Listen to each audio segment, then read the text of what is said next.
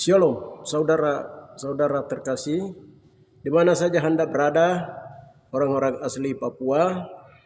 Haleluya. Puji Yesus, Amasya Adonai. Senang sekali saya bertemu dengan Anda di dalam roh, di dalam channel saya karena Anda senang mengikuti channel saya tentang saya memberitakan apa yang rahasia-rahasia neraka yang Tuhan sedang membongkar dan Roh Kudus sudah menyingkapkan dan membongkar semua dari atas Papua. Saudara-saudara terkasih di dalam Yesus, kali ini saya akan menyampaikan kabar berita tentang di mana moyang orang Papua telah menantang telah menantang pembina Sakeji dari atas Papua dari zaman dahulu. Nah, siapakah itu pembina Sakeji? Saya harap supaya Anda mengikuti rahasia ini. Pembina Sakeji itu siapa? Anda segera akan ikuti channel saya ini sampai tuntas supaya mengerti siapa itu pembina Sakeji. Shalom, saudara-saudara terkasih. Dengan demikian saya akan membacakan satu firman Tuhan yang menjadi dasar dalam penyampaian saya, memberitahukan tentang rahasia pembina Sakeji itu sendiri. Haleluya. Maka kita baca terlebih dahulu Matius 24 ayat yang ke-15. 24 sampai 28. Judulnya siksaan yang berat dan Mesias palsu. Jadi apabila kamu melihat pembina Sakeji berdiri tempat yang kudus menurut firman yang disampaikan oleh Nabi Daniel, para pembaca hendaklah memperhatikannya. Haleluya. 24. Sebab Mesias palsu dan nabi palsu dan Mesias palsu akan muncul dan mereka akan mengadakan tanda-tanda yang dahsyat dan mujizat sehingga sekiranya mungkin segera menyesatkan orang-orang pilihan juga. Camkanlah, aku sudah menyatakan terlebih dahulu kepadamu. Jadi apabila orang berkata kepadamu, lihatlah, ia ada di padang gurun, janganlah kamu pergi ke situ, atau lihatlah ia ada di dalam bilik, janganlah kamu percaya. Sebab sama seperti kilat yang memancar dari sebelah timur dan melontarkan cahayanya sampai ke sebelah barat, demikian pula lah kelak kedatangan Anak Manusia, di mana ada bangkai, di situ berkerumun burung nasar.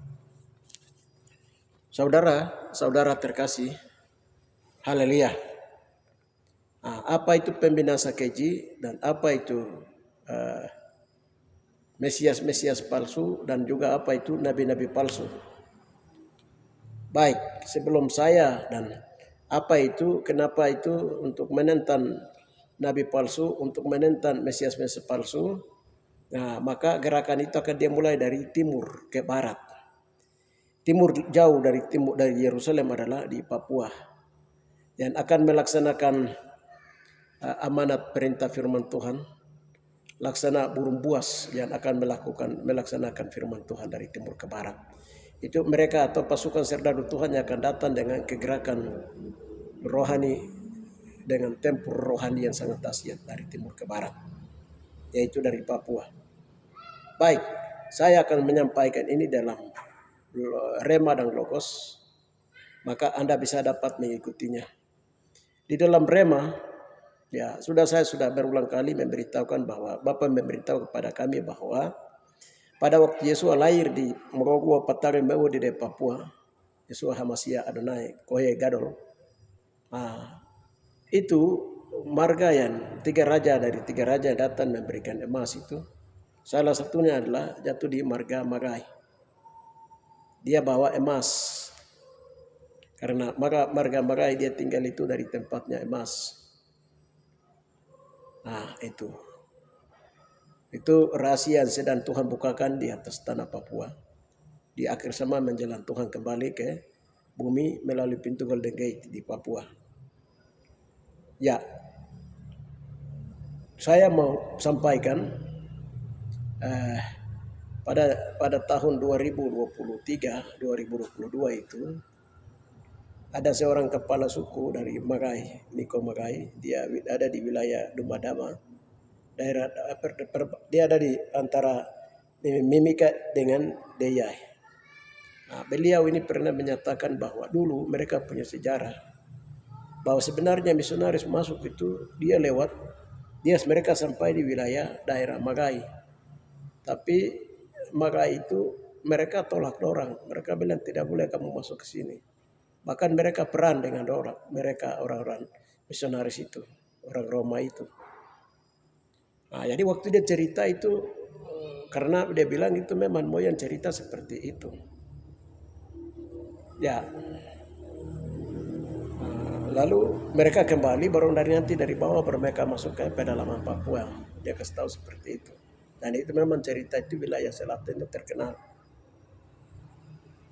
Nah, setelah kita telusuri sejarah, sebenarnya ada sebagian dari sejarah Papua yang sempat dihilangkan dan tidak dicatat dalam sejarah masuknya baik itu agama misionaris, agama Katolik, Kemah Injil, GKI di tanah Papua, dan lain-lain. Ada yang memang sempat mereka tidak muat. Contohnya banyak Bapak dibilang itu sejarah Katolik itu banyak tidak dimuat di dalam. Sengaja mereka hilangkan supaya jangan orang Papua itu pelajari itu. Seperti itu. Jadi itu merupakan hal yang hal yang mereka rahasiakan. Nah, di sini saya mau sampaikan bahwa saya sekarang masuk untuk kesaksian melalui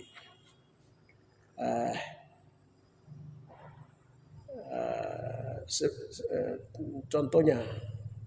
Jadi sempat catat peristiwa masuknya Injil di misionaris di Papua itu sebenarnya Katolik itu duluan. Dalam buku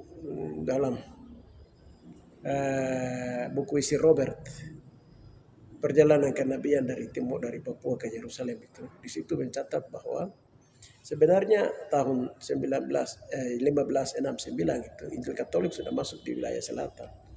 Dan di situ mereka mencatat bahwa ada 7 bruder dan 9 pastor yang dibunuh oleh masyarakat suku-suku asli di wilayah pantai selatan Papua. Tapi itu mereka tidak dicatat, hanya catat singkat saja. Lalu itu yang dicatat dalam buku Robert Isir dalam perjalanan kenabian dari Papua kembali ke Yerusalem. Nah, sekarang saya mau sampaikan di sini apa yang Roh Kudus sedang bukakan kemarin tanggal 26 November tahun 2025. Saudara, pada pagi hari itu ada teman hamba Tuhan dari Kaimana, teman doa di sana, mereka menyatakan bahwa Tuhan sedang marah orang Kaimana karena ada 3 marga yang Tuhan marah di sana. Lalu mereka telepon ke saya, ini karena apa Tuhan marah 3 marga? Saya bilang berdoa karena tadi malam itu terjadi peristiwa di Kaimana di bawah, di Kapiraya. Ada suku Kai yang memprovokasi orang-orang Kamorong untuk mereka masuk berperan dengan orang-orang Meh. Jadi saya kasih tahu mereka di sana, lalu mereka kirim 3 marga itu penama karena 3 marga yang menerima orang Kai masuk di Papua bersamaan dengan misionaris masuk ke Papua, misionaris Katolik. Ya, selanjutnya saudara-saudara, pada waktu yang bersamaan ada teman kami dari Jayapura, Marga Magai. Teman kami dia sampaikan begini, jadi dia bilang tadi malam itu saya punya tangan ini sakit sekali, dia bilang. Jadi dalam tangan itu saya lihat ada sesuatu yang terjadi di wilayah Kapiraya dalam mimpinya. Dia tidak tahu bahwa peristiwa terjadi di Kapiraya. Lalu paginya itu, tadi pagi ini baru kami berdoa peristiwa ini. Waktu kami berdoa tanya, apakah yang dicatat dalam buku Robert Isir bahwa 1569 itu misionaris Katolik itu masuk dari Kei, dia masuk ke Kaimana di bawah. Baru mereka masuk sampai kini, baru apakah marga Magai itu terlibat dalam perang yang membunuh 7 bruder dan 3 pastor. Lalu Tuhan bilang, itu Tuhan perlihatkan penglihatan bahwa Dulu marga Mara itu mereka waita. Mereka waita, mereka melihat bahwa orang-orang Kei dengan orang misionaris yang masuk itu lihat di mata mereka itu bahwa mereka itu adalah pembinasa keji. Tuhan bilang itu mereka lihat itu pembinasa keji. Kami tanya kenapa mereka itu disebut pembinasa keji pada waktu warga mereka lihat marga Mara mereka melihat mereka baru mereka perang bunuh mereka itu. Ya Tuhan bilang itu karena mereka itu punya ilmu yang tinggi, ilmu-ilmu gaib yang tinggi, orang Kei dan juga misionaris yang masuk pada waktu itu. Nah, ilmunya tinggi-tinggi, terus mereka punya ilmu gaib yang cukup tinggi. Ya, saudara terkasih, lalu Papa menyingkapkan rahasia ini. Jadi ada beberapa wilayah dari Fak-Fak itu, terus Kei dia masuk kayak mana, terus Kokenau, Poronggo dia lari sampai di Kamoro, Keme, dia gabung dengan orang-orang di Amume di bawah dan juga Asmat. Jadi mereka ini bersatu pada zaman itu. Mereka membunuh 7 bruder dengan 3 pastor. Dan itu Bapak juga sudah sempat menyingkapkan jauh sebelum tahun 2024 itu sempat Bapak menyingkapkan waktu saya berdoa dari Mimika. Dan utang darah itu kemarin tadi pagi itu kami berdoa dan sudah lipat utang darah dari 7 bruder dengan 3 pastor itu. Darah Yesua turun melipat dan sudah diamankan tadi. Ya, lalu dari situ mereka tertunda orang Roma itu mereka kembali dari Papua mereka kembali ke Kei mereka pulang karena mereka memang sukar masuk kayak pada waktu itu sehingga hampir 300 tahun lebih baru kita dengan lihat bahwa sekarang ISK ini mereka Otto dan Gessler masuk di Mansenam menginjakan kaki melalui gereja GKI di tanah Papua misionaris.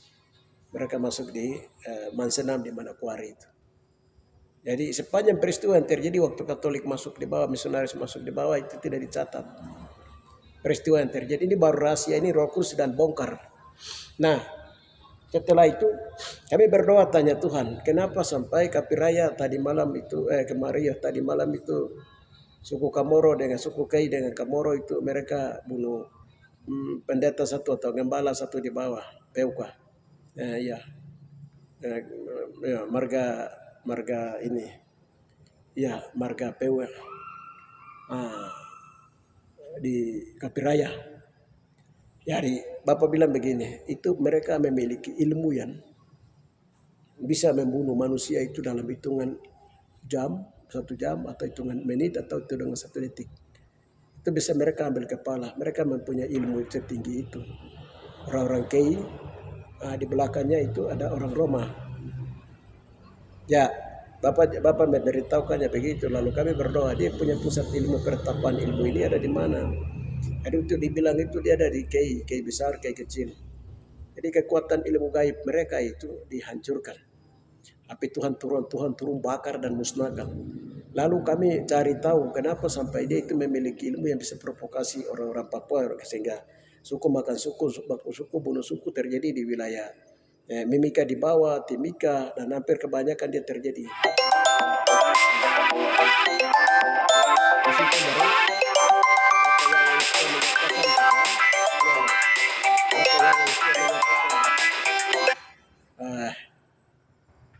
Mereka itu di wilayah Kaimana wilayah di sana mereka memiliki ilmu-ilmu yang cukup tinggi.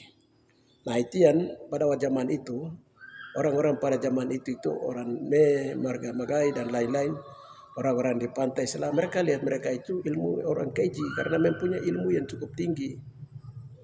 Begitu. Jadi pada waktu kami berdoa Tuhan bakar dan Tuhan musnahkan semua kekuatan itu di sana. Lalu kami tanya, mereka punya ilmu provokasi dengan ilmu yang mereka belajar untuk bisa ambil satu kepala itu dia pusatnya di mana? Dia bilang itu dia ada di wilayah Kaimana di bawah, di Kapiraya di bawah, di wilayah Kapiraya.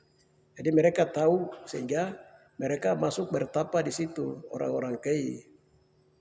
Begitu ambil miliki ilmu-ilmu itu. Jadi api Tuhan itu turun bakar itu pusat ilmunya di bawah di Kapiraya dibakar tempat pertapaan orang Kei itu dihancurkan semua. Saudara-saudara terkasih, jadi kalau kita lihat basis ilmu-ilmu gelap itu, gaib itu untuk ini itu, Kei ini cukup selain seram, jadi seram juga dong benci orang Kei. Orang seram juga, orang Kei bilang itu orang seram yang kuat, padahal ini orang Kei yang kuat. Jadi orang-orang di wilayah Tanimbar itu mereka menyatakan orang Kei itu yang kuat ilmunya. Nah, ilmu-ilmu gaib ini mereka lantas mempunyai ilmu yang lain gaib yang kuat. Maka orang-orang Kei itu diperdaya oleh orang-orang Jawa. Kita lihat pada zaman 7 pahlawan. Watubung itu orang Kei menjadi pahlawan nasional itu. Itu karena mereka itu bergerak dalam ilmu-ilmu gaib seperti itu. Kita lihat Yosapa Sudarso, dia bisa masuk ke menjadi tumbal pahlawan di laut Arafuru. Nah, itu karena itu mereka masuk ke Papua itu, mereka masuk lewat jalur Kei di bawah. Kami tanya Tuhan, kenapa orang Kei itu bisa masuk ke Papua dan diterima oleh 3 marga di Kalimantan? Nah, Bapak bilang begini, mereka itu mempunyai ilmu yang mereka masuk melalui ilmu alam sadas. Nah, ini dia. Ilmu alam sadas itu ilmu keji. Ilmu alam sadas itu begini. Jadi mereka bisa berjalan dalam garis alam sadas. Artinya dia berpikir saja macam orang Kei berpikir bahwa dia ada di Papua, umpamanya di Kalimantan, dia harus berhubungan orang ini. Dia sudah pikir seperti itu, dia sudah ada di orang itu, marga itu. Lalu dia ada di situ dan dia sudah ada di situ. Itu namanya jalur alam sadas. Nah, itu ilmu alam sadas. Orang berjalan dengan pikiran, jalur pikiran. Dari kuasa ilmu keji, pembinasa keji punya ilmu. Yang kedua itu adalah ilmu jalur alam sadas. Terus yang kedua adalah jalur alam kubur. Itu Roma punya. Jalur alam kubur itu Roma. Jadi Roma ini dia bisa berjalan dalam alam kades atau dalam alam kubur, dunia orang mati. Mereka bisa kejar Yesua itu sampai mereka jaga Yesua di alam kubur di bawah. Tetapi Yesua menghancurkan kekuatan alam kubur mereka dan mereka tidak bisa kejar Yesua masuk sampai ke Firdaus. Itu jalur ini ditempuh oleh dan dibelajar oleh alam pembinasa keji oleh orang Roma. Patikan orang Roma orang. Yang ketiga adalah pembinasa keji adalah jalur yang ketiga itu jalur alam kargo isme. Jalan kargo isme itu dari Eropa punya 10 negara. Eropa punya macam dulu Ratu Elizabeth dia masuk ke Papua bawa lari Injil dari Nakiri. Itu mereka pakai ilmu jalan alam kargo isme. Jadi manusia hilang-hilang begitu. Tiba-tiba dong ada di sini, tiba-tiba dong ada di sini. Itu jalan alam kargo isme. Itu dari 10 negara di Eropa punya. Nah, itu yang ketiga. Yang keempat itu jalur pembinasa keji jalur alam sadas, maskapai itu Suanggi dan Penyamun. Haleluya. Itu mereka bisa pakai perantaran burung, binatang. Mereka manusia bisa di binatang, bisa di burung. Burung Suanggi terbang. Mereka bisa pakai elang, bisa ini. Nah, itu namanya jalur alam maskapai atau jalur alam Suanggi Penyamun. Nah, yang pembinasa keji yang keempat itu, yang kelima adalah melalui garis Katulistiwa, jalur garis Katulistiwa. Jadi dulu Bapak bukakan rahasia bahwa bangsa-bangsa semua peradaban itu mulai dari Papua sini. Jadi bangsa-bangsa yang tidak mengenal setelah mereka berkembang di sini, mereka keluar bangsa-bangsa ke benua itu melalui 5 jalur ini. Saya tidak cerita itu panjang ceritanya.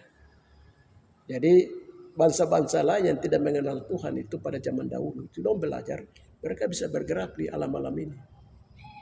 Alam-alam sadas, alam kargo isme, alam kubur, jalur alam kubur, jalur binatang air. Nah, jalur binatang air ini siapa yang bergerak? Itu salah satu dari Cina. Terus Arab. Itu mereka masih menggunakan jalur-jalur binatang air. Mereka menggunakan air wudhu. Itu mereka pakai jalur-jalur binatang. Mereka bisa bergerak ke situ. Itu ada 5 jalur, saudara-saudara, dan itu biasanya digunakan oleh pembinasa keji. Ya, jadi pada waktu kami berdoa, tadi dalam doa peperangan itu kekuatan mereka di Kapiraya maupun juga di Kei itu sudah dihancurkan kekuatan mereka, sudah dibakar, sudah diruntuhkan, sudah diremukkan. Jadi mereka ini menggunakan ilmu itu. Kemana kemarin kita lihat peristiwa terjadi di wilayah Sulawesi, Poso, itu juga itu dong pakai ilmu itu. Di wilayah Maluku di bawah, itu antara orang Kristen dan Islam berkelahi, itu kan dong pakai ilmu-ilmu itu. Bagaimana mereka provokasi, nggak suku makan suku, agama makan agama, itu terjadi. Nah, itu juga salah satu ilmu yang dong gunakan. Jadi waktu tadi kami berdoa itu sudah hancurkan kekuatan-kekuatan itu. Makanya firman Tuhan berkata, beritaan kudus nanti terbinasakan, dia akan datang dari timur ke barat. Tuhan bangkit, Tuhan ada di kepala barisan, dia sedang berperan di dalam roh. Dia ada berdiri di atas Papua, dia ada berdiri di atas Kapiraya, dia ada berdiri di atas Mimika, dia sedang berdiri di atas Kaimana, dia sudah mengurung Papua ini, dan pasukan-pasukan Tuhan sudah lindungi Papua ini. Jadi awas, kamu jangan hati-hati untuk bergerak dan kamu kekuatan ilmu-ilmu apapun. Karena kekuatan Yesus masih Adonai itu saya nggak ada yang lawan. Opa kau bilang dari kau punya Kai punya kau pakai kau punya Seram punya, kau bilang kau Jawa punya, Sumatera, Kalimantan punya, tidak bisa yang lawan. Saya nggak ada yang lawan kekuasaan Tuhan.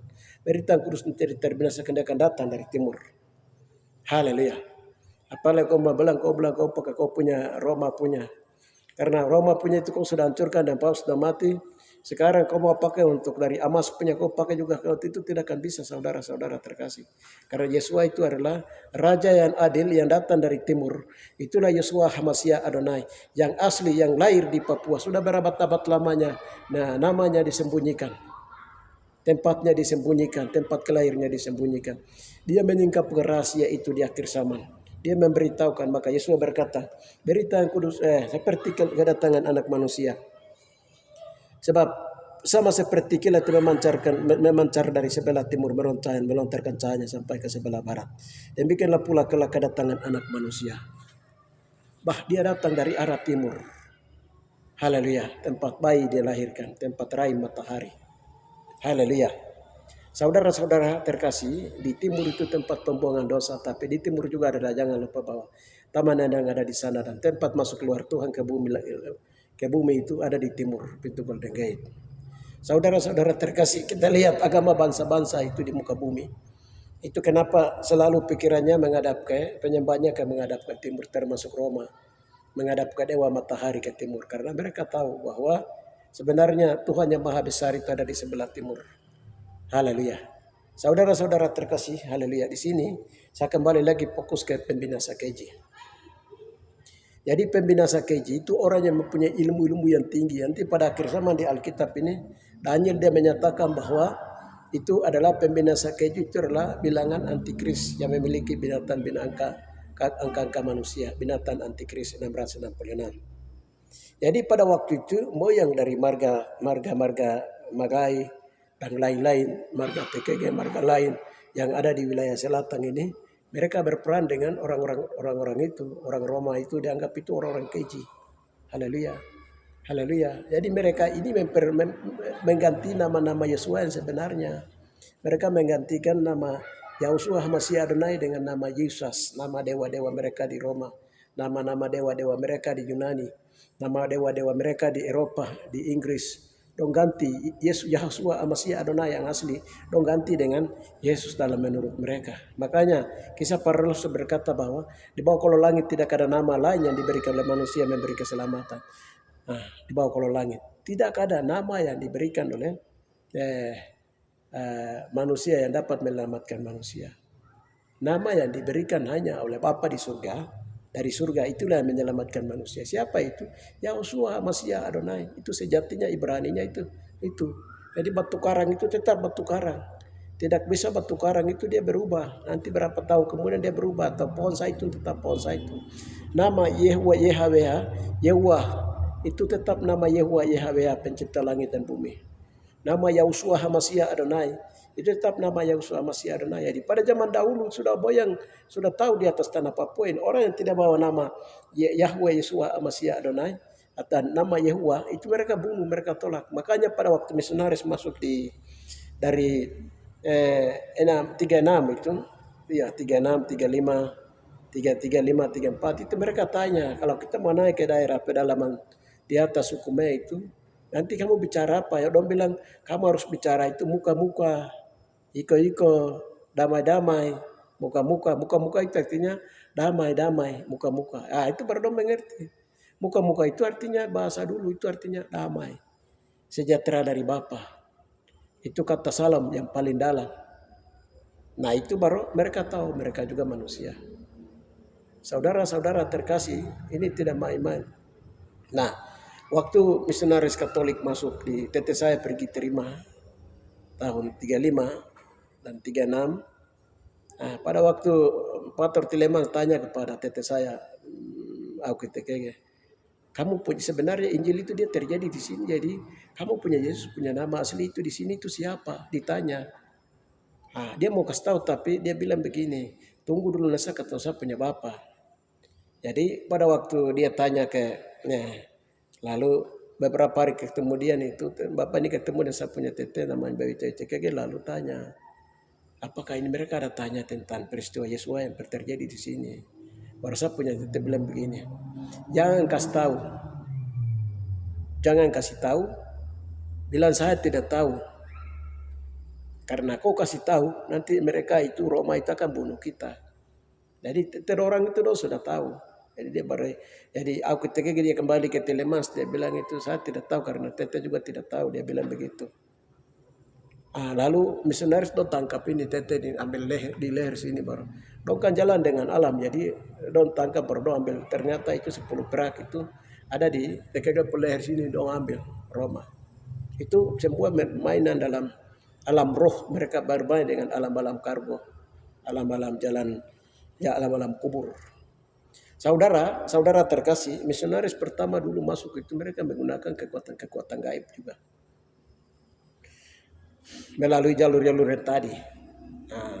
Jadi mereka bisa masuk ke pedalaman itu lewat siapa juga mereka juga cari tahu. Putar keliling di Papua ini, pantai Papua ini, mereka masuk ke pedalaman Papua. Saudara terkasih, saya kembali lagi ke fokus pembinasa keji. Jadi mereka bilang itu mereka itu pembinasa keji. Haleluya. Pembinasa keji itu siapa? Mesias palsu, nabi-nabi palsu. Mesias palsu itu siapa? Mesias yang asli adalah Hamasiah Adonai. Hamasiah. Menurut kamu aku ini siapa? Lalu Yesua menjawab, Petrus, engkau adalah Hamasiah, anak Yahweh yang hidup. Petrus di atas batu karikun jemaat lama tidak menguasanya lagi. Jadi daripada zaman-zaman dahulu itu mereka tahu bahwa orang yang mempunyai ilmu tinggi baru mereka membawa nama Yesus, mereka membawa nama Mesias yang dari Roma, dari Eropa. Itu mereka lihat tapi mereka selidiki dulu, itu ada pembinasa keji dalam mereka. Apa itu pembinasa keji? Tadi kami tanya Tuhan, pembinasa keji itu mereka itu mempunyai ilmu-ilmu gaib yang mereka bisa jalan di 5 jalur itu, termasuk orang kei. Nah itu namanya pembinasa keji. Jadi di akhir zaman itu dia akan terjadi pembinasa keji akan muncul itu pembinasa keji berdalam mereka bilang mereka itulah Tuhan. Itu Yesus itu dari Roma. Dong bilang nanti Yesus itu dari Roma itu dia pernah juru selamat namanya Yesus dari Roma, dari Yunani, dari Eropa. Nah, dari Indonesia dan berbagai cara mereka gunakan. Di belakang mereka itu mereka mempunyai ilmu apa? Ilmu gaib, ilmu alam sadas, kargoisme, ilmu kargoisme alam mereka ini. Jadi mereka lihat pada zaman itu. Saudara-saudara terkasih di dalam Yesua Hamasiah Adonai, hati-hati kami orang Papua maupun juga dengan orang-orang yang datang dari luar itu, bahwa nama ini nama itu, hati-hati karena Yesua Hamasiah Adonai sendiri sekarang ini berperang. Dia sedang menjaga dan membersihkan kota Tuhan di negeri ini, di tanah Papua. Saudara-saudara terkasih, berita yang kudus dan tidak terbinasakan dia akan datang dari timur ke barat, itu Markus 16:8c itu sedang digenapi. Nah itu. Jadi sekarang baru kita sudah tahu namanya pembinasa keji itu sudah. Pembinasa keji. Keji itu apa? Orang-orang yang pakai ilmu-ilmu yang jahat. Mereka ambil macam orang kei. Dia belajar ilmu bagaimana membunuh Ambil kepala itu dalam 1 detik, hitungan 1 menit, hitungan bisa 1 jam. Nah, itu mereka sudah belajar ilmu-ilmu itu. Roma, dia bisa pakai dia punya kekuatan Roma dalam Malang Pargo. Itu makanya bagaimana? Karena 73 pastor dibunuh waktu masalah sengketa status politik Papua itu dibicarakan itu. Makanya pada waktu itu apa yang terjadi? Dia bilang kalau kita bicara tentang Papua berarti harus bicara dengan Roma dulu karena ada orang Roma yang pernah korban di atas tanah Papua. Jadi mereka anggap Roma itu dong punya. Papua itu Roma anggap Papua itu Roma punya sehingga mereka bikin Roma Agreement. Nah, untuk membalas dendam. Nah, terus Belanda, mereka bikin kesepakatan orang Papua dengan Belanda di negeri Belanda. Nah, itu namanya perjanjian Belanda. Nah, supaya karena orang Belanda banyak yang mati di Papua alasannya, padahal dia sudah tahu rahasia Papua. Itu yang kedua, orang Belanda mengklaim Papua itu punya. Yang ketiga, Amerika di New York, perjanjian New York. Dia bilang itu Amerika itu Papua itu kami punya. Nah, lalu mereka bikin perjanjian. Indonesia lagi tidak mau tinggal diam.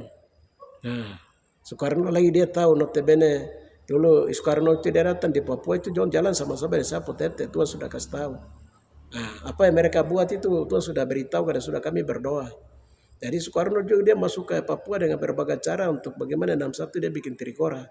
Tapi dia tidak menikmati kekayaan karena dia tidak tahu mengucap terima kasih kepada Tuhan melalui orang Papua.